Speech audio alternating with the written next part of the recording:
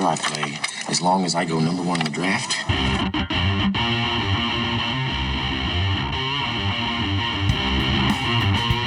From the Erie Otters, Connor McDavid. From the London Knights, Mitch Marner. From the Western Hockey League's Brandon Wheat Kings, Nolan Patrick.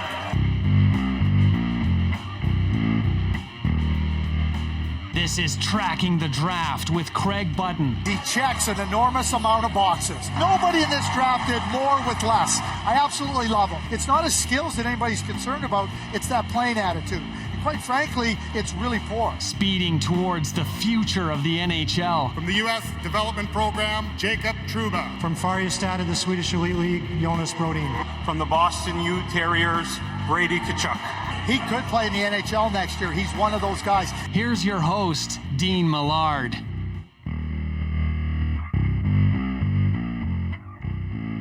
Hey there, and welcome to episode 17 on season 2 of Tracking the Draft with Craig Button. The director of scouting for TSN will be along very shortly. My name is Dean Millard, and it is great to have you on board where the stars of tomorrow are discovered and discussed. We're going to break from our usual look at the 2021 NHL Draft as we are doing scouting tips and story time in Craig's council. So Craig is going to join us in just a few seconds. We're going to discuss a whole lot of things. He's got some hilarious stories, and he's got some good tips and some opinions on some players in the NHL Draft and some college free agents. And of course, Craig joins us on the Ultimate Franchise Fantasy Sports Hotline.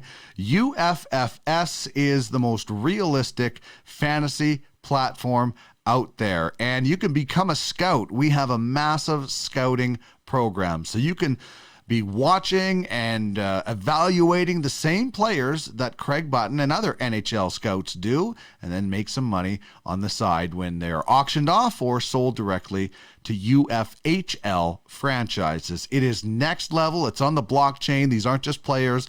They're NFTs. We are on the Zilliqa blockchain, the best in the business. So get in the game where you own the game. Become a scout.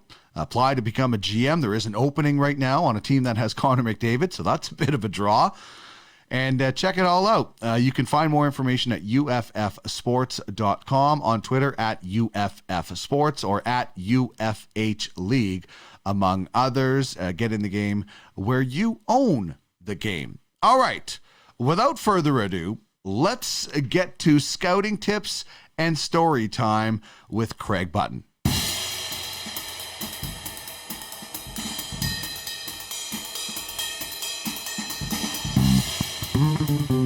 Here he is, the director of scouting for TSN, former GM of the Calgary Flames, and a Stanley Cup champion with the Dallas Stars.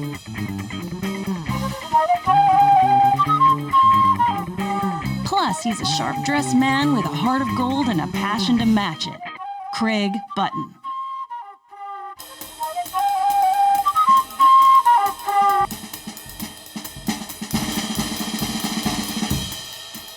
Well, Craig, I always look forward to this episode. We try to do it somewhere in the middle of the season and then at the end of the season, but call it Craig's Council, where we get scouting tips and some story time for you. And, obviously big news in the NHL today with the Tim Peel situation, getting fired for what he said on a hot mic. And a question came in early morning about that, saying, did you ever think a referee was throwing a game as a GM, and what might have happened out of it if it indeed happened?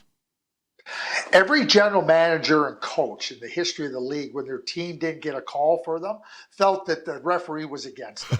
So let's get that straight, okay? That's just the nature. The referee sits there. He's supposed to be neutral and everything that does it, and they are, Dean. They are, Dean. Referees aren't throwing the games at all. The referees are doing exactly what the league asked them to do. If you consider about the calls that started to happen a few seasons ago, very few short seasons ago, with the slashes and the hooking on the hands, right? So yep. Why was it any different then than it is now? Well, I'll tell you why it became different. Because the GMs decided it needed to be different because Who has the puck more often than not? Oh, it's the skilled players. Well, now who was becoming victim to those slashes and potential broken fingers? We saw a whole bunch of it. So the GM started to go, wait a second, we can't have this. We can't have these types of, so we got to call them now. So they told the officials, we got to call this because they were worried about losing their star players, right? The officials do not go out with their own idea about what is a penalty, what isn't a penalty. Referees, Tim Peel, refereed over 1,300 games in National Hockey. He's refereed the Olympics, Stanley Cup playoffs. Okay, and you don't do that for that long if you're not good, and you certainly don't do it that long if you don't have integrity. And at the end of the day, the referees go out, and not only do they have to look at and understand, as the play is unfolding, okay, that's a penalty, interpret it, and everything that goes with it. They also have to, the idea that the referee is not managing the game, and I'm not talking about managing it by the score of the game or controlling the game. It's a fast game, it's a physical game. The referees, so often of the time, are the ones out on the ice. Hey, you know what? Be careful. You know what? An extra step there, and I would have had to call charging. A vast majority of cases, the referees serve as teachers. And in the moment, guides. Hey, don't do that. Be careful with that. You're going to have you're going to be in jeopardy there. Line change. Hey, you know what? I saw what you did there. You were mighty close to getting too many men on the ice penalty. Well, a referee can sit down and be quiet and not say anything, but their job is more than just enforcing the rules and calling what they see as a penalty and interpreting the rule book. It is managing and controlling the game to a great extent, and the players and the emotions and competitive spirit that is involved in it. So Tim Peel on a microphone, is caught speaking something and everything, and now there's all this talk about, oh boy, the officiating system is broken. Oh, everybody has an answer how to fix it. Hey, listen, I can tell you one thing. The NHL is always open to ideas on how to be better. So for everybody out there that has a really good idea and thinks that their idea is brilliant in terms of fixing what they see as a problem, please send your emails and your letters to the NHL offices in New York City or to the Toronto and address it to Gary Bettman or Bill Daly or Colin Campbell, George Peros, because trust me, they want to be at their very best. So do that. And is there always room to improve? Yeah, there always is room to improve.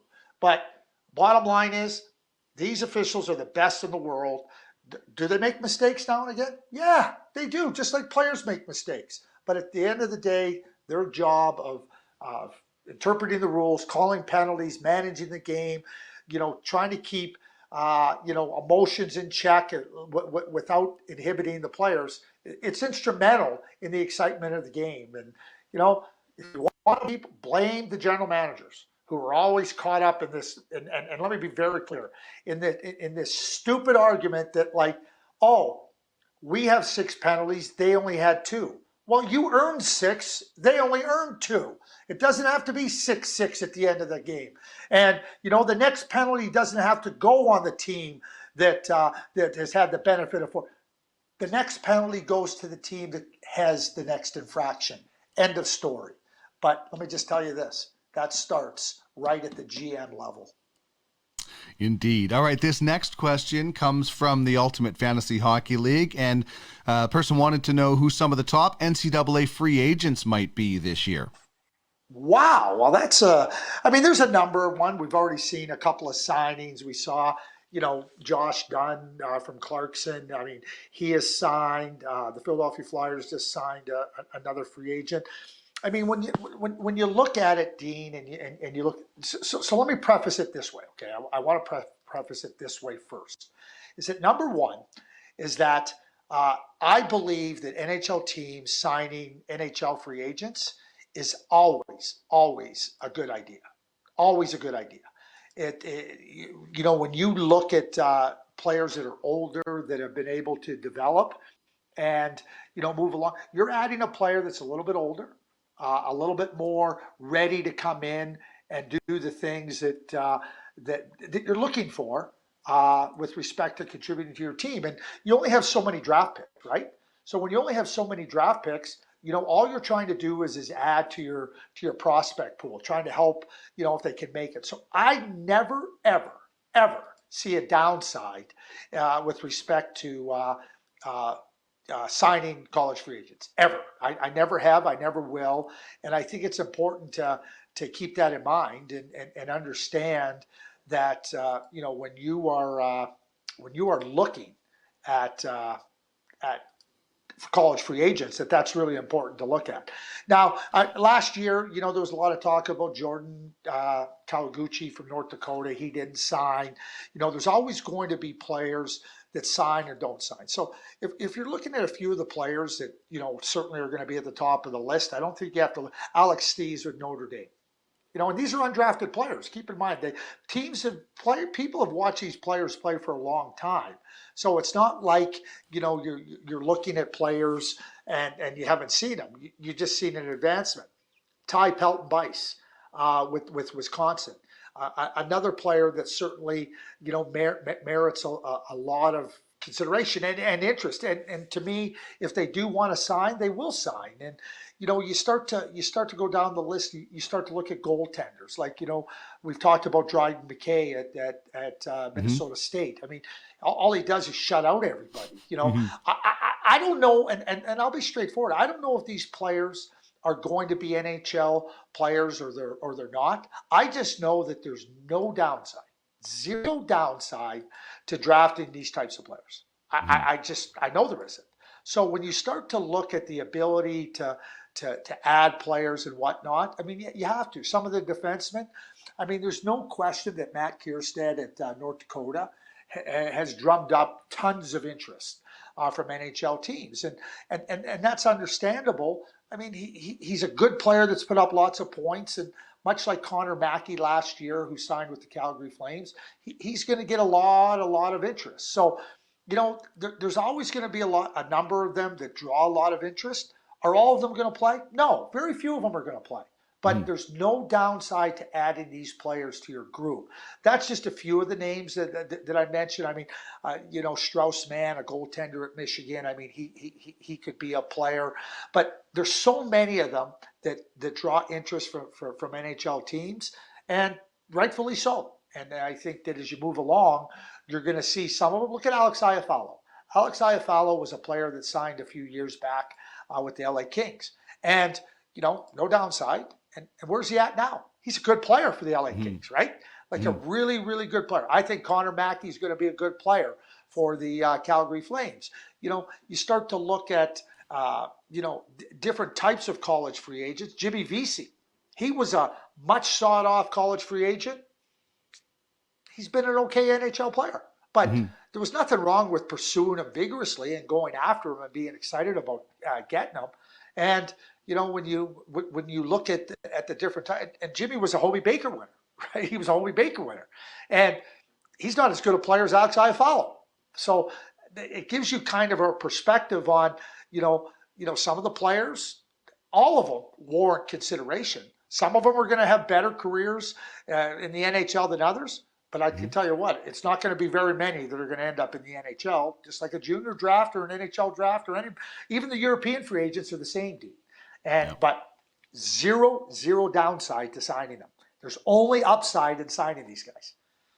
Yeah, some of them might end up in your minor league system. Some of them might step in and play. You just never know. And it kind of leads us to our next question about this year's draft. And, some of those free agents might play in the NHL, but this question is asking about this year's draft, the 2021 draft.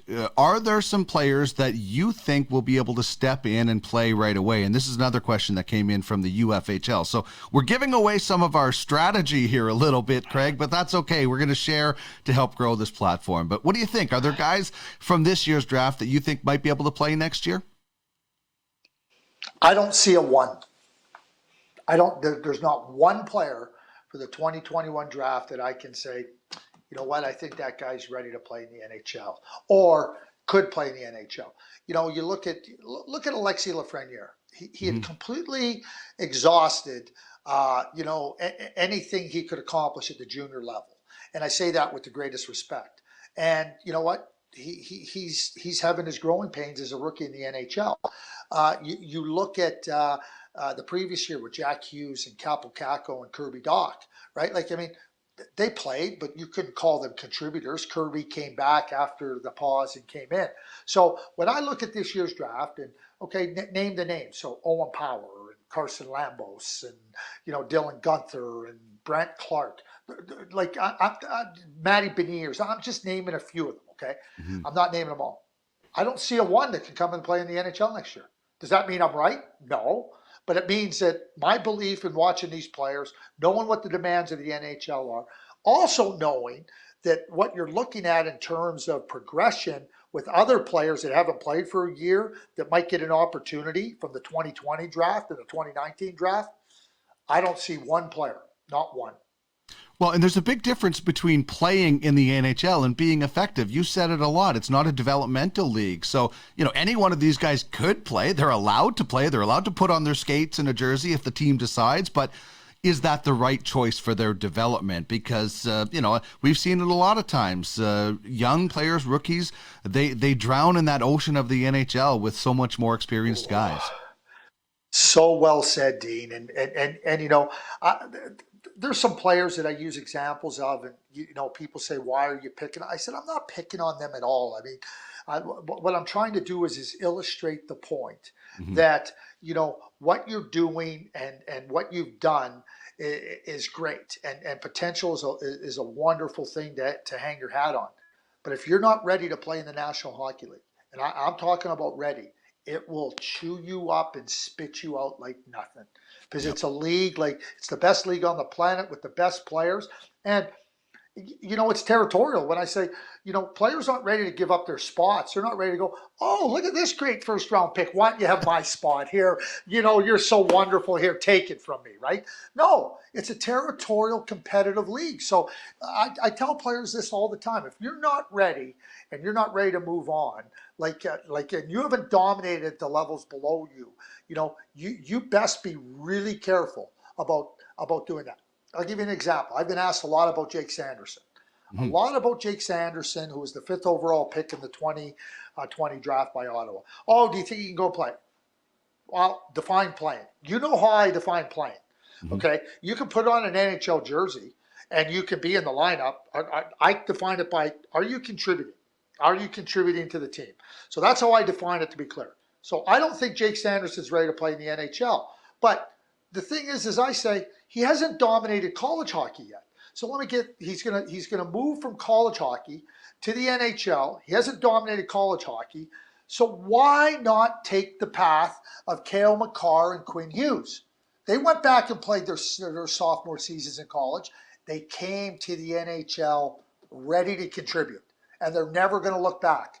So ask yourself the question: do you want to dominate and be ready to come into the NHL not looking back, or do you want to come into the NHL not having dominated and it's just going to be a whole lot of growing pains, and some of those growing pains are going to result in you perhaps not making it? That's the simple point I'm going to make. And I love Curtis Lazar as a person. There's no better. Curtis Lazar is an example, and Tyson Jost is an example. And the NHL teams put them in those spots. The players, you know, decided to come and go. Tyson Jost, real top-end player. I watched Tyson since he was 15 years old. Goes along a path, you know. After 1 year at North Dakota that he didn't come close to dominated, he's going to go to the NHL. Tyson Jost is in a struggle to find a place in the NHL. His teammate at North Dakota, Brock Besser, went back for his second year. Has he looked back? Not at all. No, he hasn't looked back. And trust me, those examples, I have seen too many players leave too soon.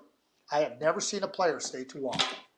Indeed. Well said. This is a scouting question now. We've talked a lot about how you use video after games to go back and watch, but what about the person that can't get to the game? They're watching it on TV or they're watching it online on the new CHL package. Is there something that they should be looking for? You're at the mercy of the camera angles, but do you just watch the game and just pick out things, or do you watch for specific things when you're only watching on video? I think you can do both, Dean. And so here's the benefit of watching the game on video or on TV or however you're going to watch it, is that the camera follows the puck, right? So who usually has the puck? It's usually the good players, right? So the camera work's doing a lot of the work for you as a scout, right? Because you just follow along and you see the guy with the puck. And so that's one element of watching the game and seeing who keeps showing up on your screen and keeps showing up in the thick of the game. And the broadcast, can't capture everything, but as you're watching those players, I think number one, understanding what you can and what may be limiting to a certain extent when you're watching video have to be taken into consideration. But then what you're watching, and I think this is really, really important in any scouting, live or on video, is that what translates to the NHL. And, you have to have quick hands. You have to be able to make decisions quickly. And that's with and without the puck. So if you see a player going down on a 2-on-1 and he has the puck and the other player doesn't get open, right? You go, okay, I got to watch that again. Does that player understand how to get open and leave a passing lane so that they can get the shot off? That player might have a great shot, but if he doesn't get open to get the puck for that shot, the shot doesn't matter. Because in the NHL, those things get closed off really quickly. So you got to be thinking all the time. You're skating.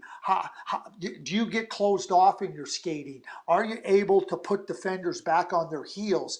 Do you see a defender kind of back off a little bit because a player's speed or quickness is really threatening?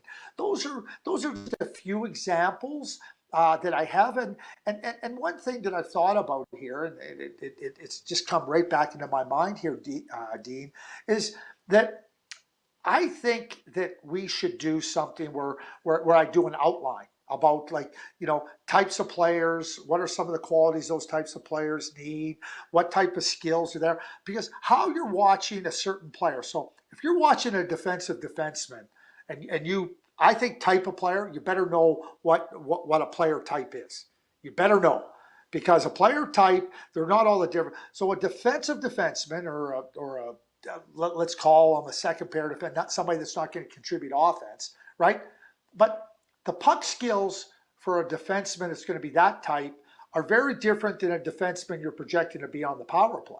So the ability to pass the puck and make an outlet pass from your defensive zone to exit the zone is very different than making a pass in the offensive zone under sticks and through skates to create a scoring opportunity. So if you're just looking at skating and go, well, that guy's a great skater and he'll be a great offensive player, they're different skills. And the skating of a defensive type defenseman, a Marc-Edouard Vlasic, as opposed to an Erik Karlsson, are completely different. It doesn't mean that skating isn't important, but Marc-Edouard Vlasic's skating is used to close space and to get up on an opponent and to be able to pivot and be agile in defending the rush and being able to beat pressure in the defensive zone.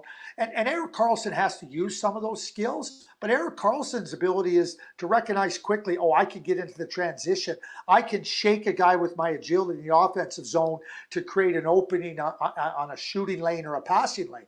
Very, very different skills of agility. And those are the things that you have to recognize when you're looking at, okay, what type of player is this and what skills are required. And I think that if we put something together, that's something we could absolutely share to just try to get, because I just give a few little examples, but I think to try to be a more complete and thorough is something we should look at doing. Indeed. We'll put that together for a future episode. I'm excited about it already. I'm excited about the answer to this one too, because I always love this. But somebody wanted to know who's one of the funniest pre-draft interview. You get these kids in that are 17 years old. I'd imagine some of them are really shy, but there's probably some pretty outgoing ones that you had a chance to interview over the years. Oh well, there always is, and one of the things that I find, the players are. They're so goal oriented and they're so committed to being the best they can be and everything that goes with it. And, so I always felt that you always try to put the players at ease. If you're going to go in and try to grill the players, it's not fair. And if you're going to try to do it in a room where there's 12 of you and one of them, you're just ganging up on them. My feeling has always been, you're trying to understand, you're trying to help the player understand, okay, if we draft you, here's what you can expect. Here's what you're going to do. Here's how here's what you can expect with us. We would ask players, how do you see your game? Here's how we see your game. Those types of things. And if there was a question that had arisen, we'd always want to ask the player, hey, listen, we want to ask you this because this is something we want to hear, your response to it. And it wasn't about trying to trick the players or back up the players or see how firm their handshake is. To me, all that stuff is a bunch of garbage. And we also went and spent time with the families. We went into the homes and we wanted to answer the parents' questions and all the different things that they had with respect to their aspiring hockey player. So those are the things that I always thought were a lot of fun and really enjoyable. And and we used to spend a day or a day and a half with the players and their family. We narrowed it down. We couldn't do it with 60 kids, but we could do it with a defined group at different points in the draft to really get a comfort level. So there's two stories that really, for me, that I always really enjoy telling, and they're a lot of fun. The first one is with Todd Harvey, and he lived just outside of Toronto or in Cambridge, and James Duthie in his book Beauties has this story in there. So I went there. Todd Harvey, he was one of the players in the 1993 draft. We're going there. So we go in and go into the home, and they have a little kind of hobby farm. Right, they have a little hobby farm outside of Cambridge, and so we go in and we're meeting, we're having lunch, and you hear this cow in distress. Well, it was a cow about to birth a calf, right? So Todd's mother Denise is outside and goes outside, and she's tending to the calf, and so now it's Todd and Todd's dad Doug, and so we're chatting, and all of a sudden Denise calls us out. So this is May. Keep in mind, I got sandals on, a pair of white shorts, and a golf shirt on. So it's casual, it's comfortable, right? So Denise calls us out. Come on out here, right? Like, Todd, I need your help. The mother's going to birth the calf, right? So we get right out there, and so I'm standing there. I kind of follow Todd out, right? And I'm standing there. So Todd's helping his mother. I'm standing there. So Todd goes, get over here. So I get right into the pit. He goes, you got to grab onto the calf's legs, right? So boom, we pull, we help the mother birth. We get the calf out. I fall straight back into a pile of mud. And, it was it's one of those things. It just happened, right? But it was one of those things that to this day, okay, it's still a story that Todd and I laugh about. The family laughs about. James Duthie had a good laugh about it, right? Those experiences of being right into the home and what they do is really a lot of love. So when you think about those types of moments, they're unique, right? And let me tell you, the white shorts never made it. I don't know what I did with them. They were gone anyway. So the other one is in the 1997 draft, we spent a lot of time with Brendan Morrow. And so we always told the players, we wouldn't be meeting with you and spending this amount of time with you if we didn't think that you were a player that could help us, and we didn't like you. But we cannot make any guarantees to you. We don't know if we're going to draft you. We're not going to tell you we're going to draft you, because there's only one team that can tell you that they for sure can draft you, and that's a team picking first. Mm-hmm. So we lay it out for them, and we tell them, and and then we go through the whole exercise of if we draft you, here's what you can expect and everything. And one of the things we told the players, junior players, you come into training camp for 7 days. That's 7 days. That's it. You're going to get your ticket. It's going to be a return ticket, and you're going to start your season in back where you're going to spend your season.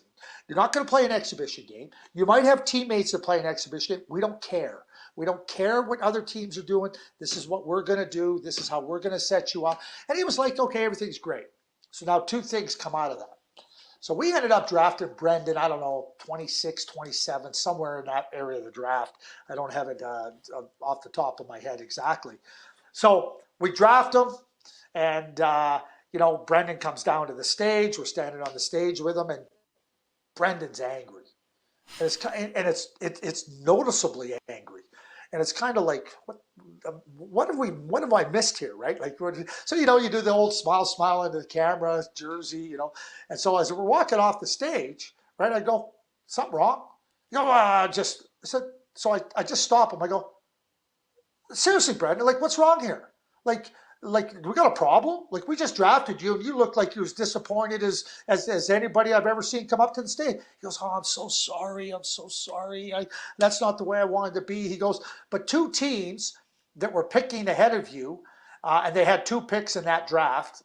You can go back and look at it. I'll tell you who they are, Chicago and Carolina. Brendan said they both told him that they were going to draft him. They both told him that they were going to draft him. And he said, I'm sitting there, and they didn't draft me. So I said, well, like we told you, we can't control what other teams do. He goes, I know, I'm just, I'm thrilled to be here. And his whole mood changed. So then that we cleared that up pretty quick. And, we love Brendan. So now we come to training camp. So we're going to meet with him after he spent 6 or 7 days. He's going back to Portland. They have a great team. They ended up winning the Memorial Cup that following season.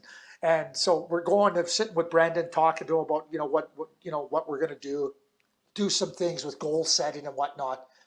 He goes, I got to tell you, he goes, you guys sure are consistent. You told me back in May I was going to get a return ticket. I said, you wait, I'm coming to training camp and I'm going to show you I'm not going back to junior.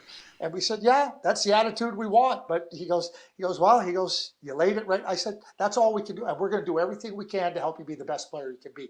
One of the things we always did with the junior players, after we sent them back, we made sure we showed up in the first week or first 10 days of their season to let them know, like, you're back here, but we're here to work with you and everything. So those are 2 of my stories about the one's just a great story that just happened. And the other one with Brendan is about lay out what you're going to.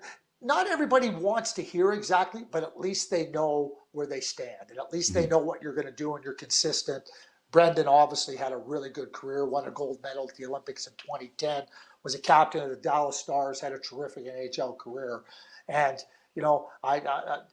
obviously he did everything he needed to do to be a good NHL player. And all we needed to do was just help him along and guide him along and be honest with him. Awesome. Okay, this one wants to know about a story at the draft table from your scouting days, your GM. People always would love, we see in the movies about, with the draft and the conversations, but, what is the draft table really like? Well, the draft table is always very interesting because there's this buildup. There's this buildup of anticipation. There's this buildup of excitement about players you're looking to draft and players you think you can get and hoping that you get in the draft. And you have to be realistic. If you're picking 20th, you're not going to get a player that's rated in the top 5 or whatnot. But so you go into that and you work and my belief, and we practice this, is that, we're going to the draft prepared. We're going to the draft knowing what we want to do. We'll consider different options about if you're going to trade a pick or whatnot. But all in all, you got to be ready to go. And we were. There was none of this. We never had an argument at the table, ever. You know why? Because it wasn't allowed. Our discussions and our debates began in August or September of the previous year. And we had weekly conference calls, and then we had meetings. And then by the time we got to our final list, we didn't have to argue, bang our fists or everything. We'd already had those discussions, and we had the benefit of watching on a regular basis, week in, week out with the calls. What did you see? What do you think? How about this player? What about that player? Where does he fit on the list? And our list was always ongoing. We didn't make a list at midterm and then go and readjust it. Our list was a weekly list that we worked on all the time. So we never went into the draft, you hear about this, arguments, timeouts, whatnot. No, never. So when you ask me about draft table, you know, I think that the one that I always tell, and it's one of my great disappointments because it was a great mistake by me. It was a great mistake by me. So it was the 1998 NHL Draft, and during that year, there was two players playing in Quebec: Eric Chouinard, who ended up being drafted by the Montreal Canadiens, and Simon Gagner, who ended up being drafted by the Philadelphia Flyers. So if people may not recall, but the Colorado Avalanche had 4 first-round draft picks that year because Pierre Lacroix, the very crafty and outstanding GM, and may his soul rest in peace, of the Colorado Avalanche, was trying to angle towards Lecavalier, who was the first overall pick that year. And he had 4 first-round picks. So I give you that just as a little bit of background to where I'm going. So about halfway through the year, I mean, when I say we loved Simon Gagner, that would be understating it. Everything about his game we thought was fantastic and outstanding. And so we made a decision that we were never going to go watch him play in Quebec or any place convenient down the stretch. If we're going to go watch him, we'd go watch him in Val-d'Or or Rouyn-Noranda or Chicoutimi, like where nobody else would venture for the most part, because we didn't want anybody to know how much we liked him. And so, we were trying to be undercover. We were trying to be covert instead of overt. Anyway, so we go through all the time, same thing. We go and spend lots of time with Simon. This is the guy, and we really legitimately think we're going to get him at our pick. And I forget, again, it was 26, 27, somewhere in there. So now the draft unfolds. So Bob Gainey, our general manager, he knows how much we like Simon Gagner. So now there's a lot of maneuvering going on because Colorado doesn't have the first pick, and now they're trying to move picks along. So we're seeing picks. So Bob says to us, he goes, "Hey, listen," he goes, "I can trade up and I don't know, 15 or 16 or something." He goes, "What do you guys think? And we can get the Gagner kid." And come on, like don't even worry. We're gonna get him at 20, whatever we're picking. So it comes back again. Another call comes in, and Bob says, "You know what? We can trade up to get this player. Why do we want to wait? Why do we want to wait to get Simon Gagner? You guys love him, and let's just do it." Bob, we got this guy in the bag. Don't even worry about it. We're not saying it in those ways, but we're just kind of dismissing Bob. He gives us another go at it. There's a third go at it to trade up. And we just dismiss it because now we're into pick 18, 19, somewhere around there. And so our confidence that we're going to get him where we're picking just continuously has magnified to the point where we're harming ourselves. So the Philadelphia Flyers draft Simon Gagner. Okay, they draft Simon Gagner. Dean, I just go like this.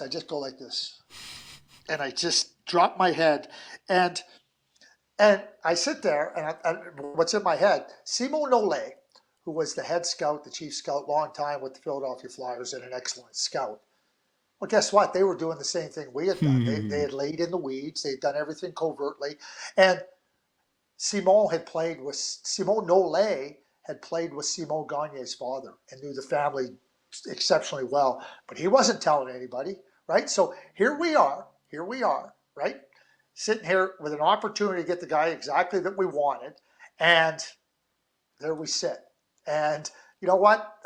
Bob Gainey, he never said, "I told you," or whatever thing. We carried on and carried forth.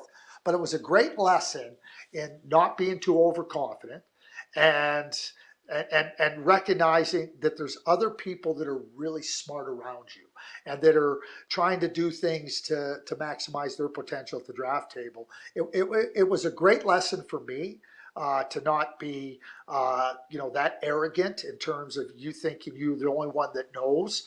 And, we missed out on a really good player that we could have. It's one thing to miss out on a player when you, the team picks them and you just don't get them.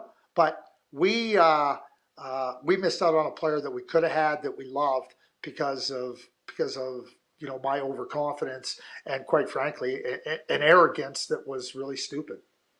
Well, that's a brilliant story, and bravo for telling it on the Ultimate Franchise Fantasy Sports Hotline. That's where Craig joins us. As scouting is a huge part of the platform and the lifeblood of the franchises in the UFHL. Any free agent goes through a scout to get in the game, where you own the game, and all the prospects go through the scouts and then are auctioned off or sold to franchises. Start putting your scouting talent to good use. Become an independent scout or form a partnership with an existing franchise. Reach out for more information at UFHL or UFH League on Twitter. And that brings us back to a question about the 2021 draft. And this came in from the UFHL as well. And basically they want to know, what has happened to Autu Raty, who was number one at the start of the season. And I don't know, maybe Craig, this is, doesn't happen all the time, but this does happen where guys are ranked highly at one point and then they just drop for whatever reasons. What do you think it is for Raty this year? So I asked the question this way. So and it doesn't mean that is it. So here's a young player. Okay, he's a late birthday. So by that he's born after September 15th of 2002, or he would have gone to last year's draft. So we're now evaluating him on playing in the SM League, the Pro League in Finland. And quite frankly, as good of a talent as I think that Autu Raty is, he's not ready to excel in that league, right? But here we are evaluating him based on our own projections and what we think is there. Just because he's not performing at that level in the league doesn't mean he's still not a really good player. Mm-hmm. How many, if you think about other players in the draft, how would Owen Power, who's got a late birthday, how would he be doing in the SM League? How would Matthew Beniers be doing in the SM Liga? He's a late birthday, right? So you start to try to put we know how well William Eklund is doing in the Swedish league, and he's a late birthday. So, everybody's different. And so when I go back to how do you assess players, I look at Autu and I say, okay, so Autu skates really well. He's got speed, quickness, agility. He's got power. He's got leverage. He attacks it in the middle of the ice. I think he can make plays. I think he's a really good player, personally. Okay, is he the best player in this draft? No, I don't think so. I think that at one point I thought that he very well could challenge for one, but no, I don't. But that's also speaks to other players showing you more. You have more of a body of work on these other players, and I think that becomes significant, Dean. And so it's a cautionary tale. Just because he hasn't performed at a top-notch level in the SM Liga, or maybe for whatever reason he didn't play in the World Junior Tournament, whatever those reasons are, doesn't mean he's not a good player. It doesn't mean that Finland made the wrong choice or wrong decisions in not selecting him to their team. And you have to temper that. Continue to go back and watch what the player does, what type of player you see him as. Be straightforward with it. He might not be as good as to be able to challenge for the first overall spot, but it doesn't mean he can't be a really good player in the National Hockey League, which is exactly what I think he can be, because the attributes that he has, the talents and skills that he has, I think they're going to come to the forefront, and I think that they'll be there. I just don't think he's been quite ready to do that from a maturation point of view at this point in time. Yeah, and you're right. It doesn't mean he's not going to be a great player or a very good player, but guys are better than other players at certain. You see it all the time in minor hockey. The biggest kid is better, and then everybody else sort of catches up a little bit, and it's just credit to everybody else, and guys age and get experienced as they go. So it'll be interesting. It all will come out this summer, and we'll find out. And I want to wrap up with this one, and I want to just say appreciate your time and coming up with some great stories. So this is a fun one. They want to know what your favorite junior and college arena is, past or present. I'm pretty sure I know your college arena, but give us maybe some of your favorite arenas that you like to watch hockey in at the junior and college level. Well, okay, so what's my favorite college rink? It's Michigan. It's Yost Ice Arena. There's no question about it. Yes. I lived in Ann Arbor for 12 years. I had season tickets there, and I saw some fantastic games in there. And the spirit of the fan base and the student body, and they have a group in there now called the Children of Yost, who are as good a student body cheering section as any in college sports. So to be able to go into such a venerable building and to watch some of the great hockey players I've watched in that building, it is my favorite. And there's other great arenas in college hockey, but I'm not, but that is my favorite arena, no question about it. Junior hockey, here's the way I feel about junior hockey rinks.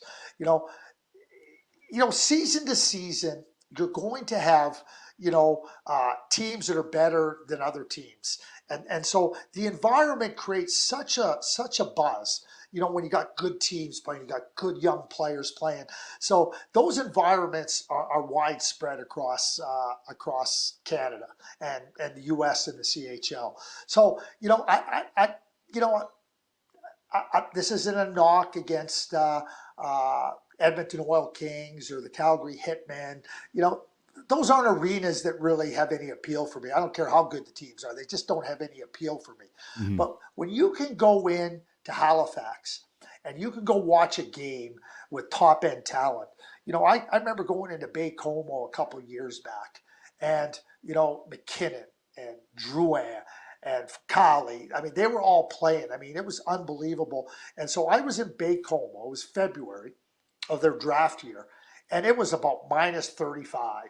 Clear blue skies, Baie-Comeau's, and I remember getting in there early in the morning because how the flight came in, and the city was a buzz, just absolutely a buzz with this whole idea Halifax is coming in, and you couldn't have squeezed another person into the rink. You go into the rink and everybody, it's like Baie-Comeau. And Baie-Comeau was a good team, and I think they outshot Halifax something like 17 or 18 to 1 in the first period. And Zach Vocali stood on his head. And ultimately, Halifax won the game. But to be in those types of environments and to see those types of games, those types of players, to me, those are the rinks. I remember being in Swift Current a few years ago when Jay Merkley and Nick Merkley were playing against one another. Jay was playing for Swift Current, and Nick was coming in with Kelowna. And mom and dad, who are from Calgary, they're there with the split jersey, Merkley, half Swift Current, half Kelowna. So, parents going to see their kids and that whole atmosphere in junior hockey where it's a big game. And you want to see those players, and players want to, see how they measure up. In college hockey in the United States, it's more about, it's Michigan, Wisconsin, it's BU, BC, right? It becomes more, and the alumni get involved. You don't see alumni involved in junior hockey. It is about the here and now, and it is about the communities and everything. So I can tell you this, I don't think I have a favorite rink in the CHL. I just know that the moments that I go into those rinks and I say to myself, this is the right place to be this night. And you're going to see a good game, and the fans are excited, and the players and the parents, and you leave there going, that was a great night. And that's how I feel about going into the junior rinks. And keep in mind, Dean, you know this as well as anybody. The communities that support junior hockey, mm-hmm. it's as much about going into the community and eating dinner like at one of your favorite haunts in Brandon, right? Or going to Kamloops and eating it at your favorite place, or going to Quebec City or Victoriaville. Whenever I go to Victoriaville, I get poutine, right? So it doesn't matter where I go. There's always that part of it too. Oh, you're here for the game tonight. Everybody knows in the community, and that makes it really exciting. And that to me is the thrill of the CHL and the different rinks you're in. Yeah, you're right. The communities are the lifeblood. I grew up in Brandon with the Wee Kings. They were the big thing. And, some of that gets lost in the bigger cities, but there is still strong support in those big cities. And I just wish all across Canada. We cared about junior hockey as much as Americans care about college football and college hockey. I mean, I went to a game at Ralph Engelstad, which is, probably the nicest rink in college hockey as far as of updates and things. It was just amazing to see the spirit. And, we have that spirit in the communities where there are teams. I just wish the rest of Canada could grab onto the CHL like college football. Like the CHL should be as big as college football. It's the kind of the same level in college hockey. And I wish more of that happened in Canada. As you know, I'm addicted to it, as they might say. Yeah, well, that's good, and that's all good. But one of the things when I talk about it, it's because of the alumni involvement, right? And the way the U.S. colleges engage their alumni across multiple sports, right? And junior hockey doesn't have that same opportunity. It really is about kids 20 and under. Yeah, they look back and like you go London Knights. Well, Daryl Sittler played there, and Corey Perry and Patrick Kane. But it really is about the here and now. You don't see Patrick Kane coming back. There's not an alumni like per se, like the University of Michigan alumni and the Boston University alumni and Harvard alumni. I mean, they're a big part of the atmosphere. You go to the Beanpot tournament in Boston, which is really the Boston City Championship with BU, Boston College, Northeastern, and Harvard. I mean, that's an unbelievable environment.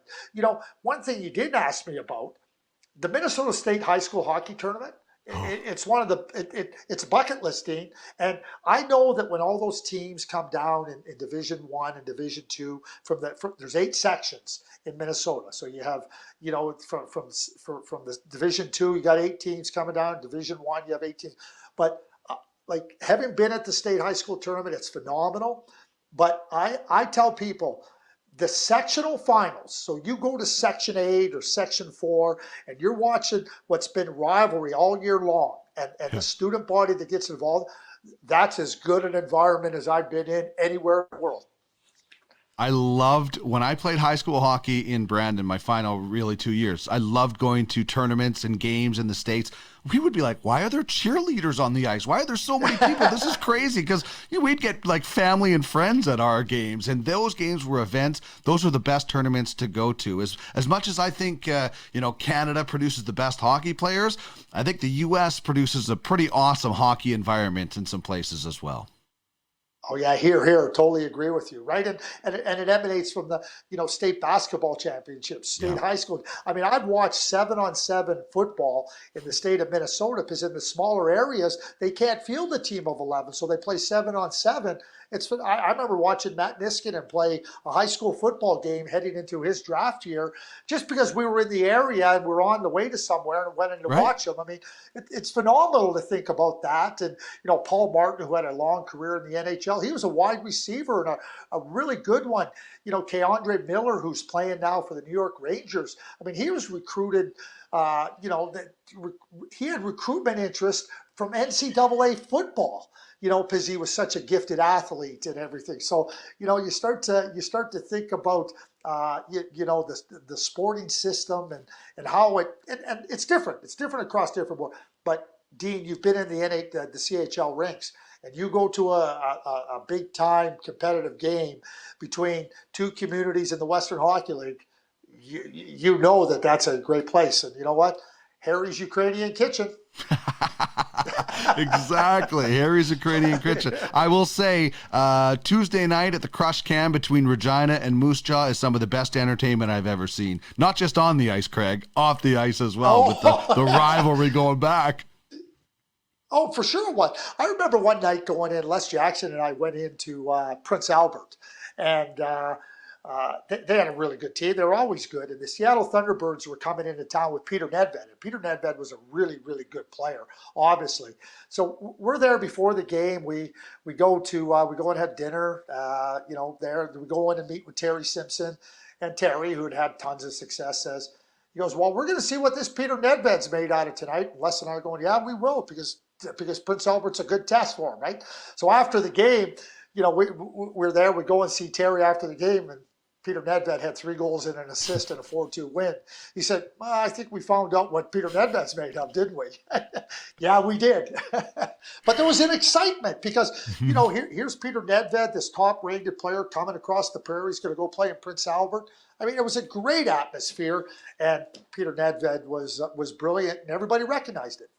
Indeed. Craig, this has been so much fun. Thank you so much for the time and the stories and the scouting tips. I know everybody's going to appreciate it and benefit from it, and we'll get back into the 2021 draft next week. Thanks so much, man. Yeah, we sure will. We'll have a blast with this, and we'll do that scouting idea about just trying to lay out some different types and everything. I look forward to it. This is a serious message. Craig Button joins us on the Ultimate Franchise Fantasy Sports Hotline. Become a scout and make money while providing prospects to the Ultimate Franchise Hockey League. What you talking about, mister? Pay that man his money. I'm your huckleberry. Check out the details at www.uffsports.com. It's serious. I like it a lot. I said we got a winner. UFFS. You own the game.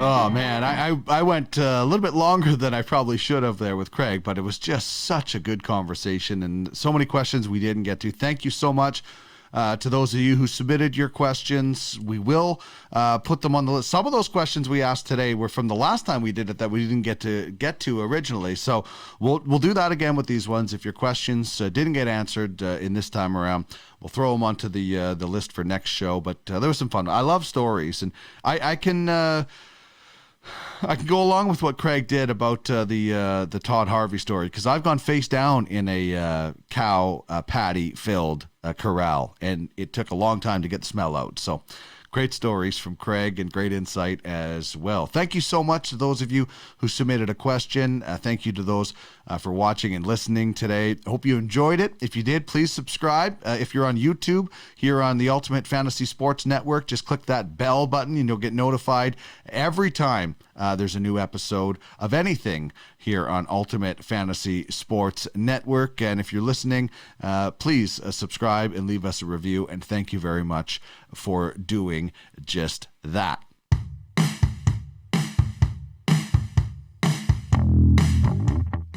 So that's going to wrap things up for another episode. We'll get back into the 2021 draft next week.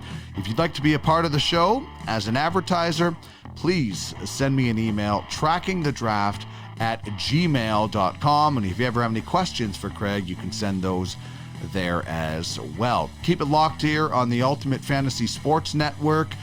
We have a lot of stuff coming out. UFHL Now this Friday. Every 2 weeks, UFFS podcast. Fantasy Hockey Time comes out on Monday morning and 2 Minute Tuesdays, plus a few other things that we're working on as well. If you'd like to be a part of UFSN, send me an email at ufsn@uffsports.com. Thanks very much to Craig. Thanks very much to you, the listener. Have yourself a great week in hockey.